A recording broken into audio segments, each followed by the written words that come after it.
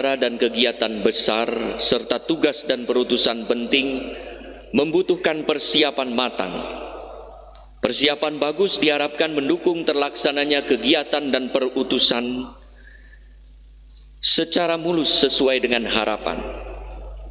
Sayangnya kadang persiapan yang bukan inti suatu acara atau tugas utama sering menyita banyak energi, materi, waktu, dan pikiran, hingga orang tanda petik lupa atau tak konsentrasi lagi pada apa yang utama. Orang bisa mengalami kelelahan sebelum kegiatan dan perutusan utamanya terlaksana. Lalu untuk apa semua persiapan itu kalau tujuan utamanya tak tercapai? Saudara-saudari yang terkasih, pernah ketika saya melayani sakramen perkawinan, saya melihat pengantin kasihan, ngantuk. Ia tahan-tahan, matanya sudah tapi ngantuk. Ya, padahal itu sakramen perkawinan. Ia menyiapkan semuanya supaya ia dapat hadir merayakan sakramen perkawinannya dengan hikmat, tapi ngantuk luar biasa. Sehingga ya kaget-kaget terus, ya.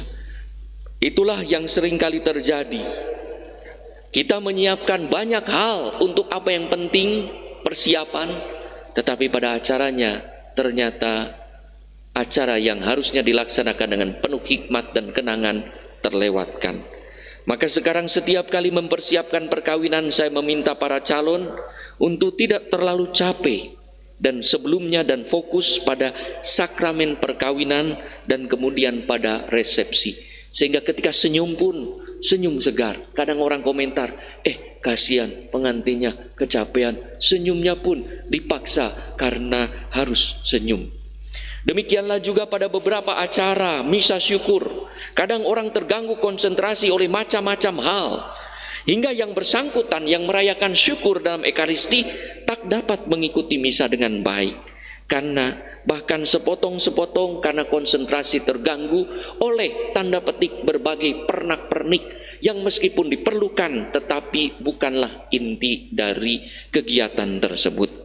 Itulah juga kisah keluarga yang rumahnya menjadi tempat untuk doa rosario, tetapi tak ikut doa rosario sepenuhnya karena menyiapkan konsumsi makan malam yang harus hangat. Saudara-saudari yang terkasih, Yesus tidak mau terjebak pada pernak-pernik seperti itu. Maka ia pun mau para rasul untuk konsentrasi pada tugas dan perutusan utama. Dengan meminta para rasul untuk tidak membawa bekal lebih atau berlebihan dalam perutusan penting, Yesus mengajak mereka untuk konsentrasi pada tugas utama. Jangan sampai terganggu mereka oleh pernak-pernik, walaupun diperlukan atau walaupun diinginkan, tetapi tidak sungguh dibutuhkan. Dengan begitu, mereka diminta oleh Yesus untuk tetap fokus pada tugas perutusannya, yaitu memberitakan kerajaan Allah, mempertobatkan orang, mengusir setan, mengoles banyak orang sakit dengan minyak, dan menyembuhkan mereka. Dan yang kedua, Yesus meminta mereka untuk tetap percaya kepada penyelenggaraan ilahi, bahwa Allah akan melengkapi apa yang mereka butuhkan untuk melaksanakan tugas. Allah tidak akan memberikan tanggung jawab pada seseorang tanpa menyediakan kebutuhan yang mutlak. Dan ini lain dengan keinginan. Manusia menginginkan berbagai hal, tetapi belum tentu sesuai dengan kebutuhannya untuk menyelesaikan tugas perutusan.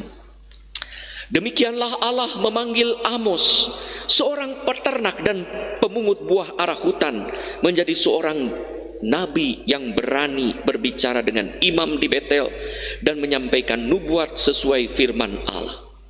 Meskipun kualifikasi sebagai nabi tak ada, ia rakyat biasa yang menurut pandangan masyarakat adalah sesuatu kekurangan dan kelemahan untuk menjadi seorang nabi.